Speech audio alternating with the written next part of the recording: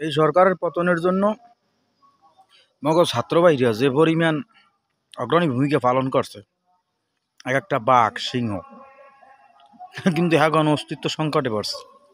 বলে হেডা কিরমের?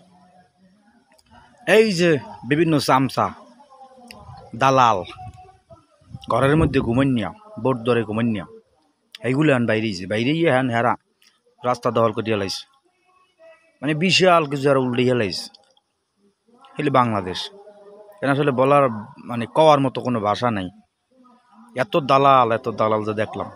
2 দিন আন্দোলন করছি, প্রথম দিন কয়েকজন নেতা আছে আমাকে, যারা প্রকৃত নেতা আছে, ওই যে কইলাম একসময় যারা বাঘের ভঙ্গি ছিল হেরা হলে, কিন্তু কিছু চোর বদমাইশ বাটপার লুসুয়া সিটিয়ার বিলই এগুলো ওদের মধ্যে আনলে এরা ফায়দা লটলে।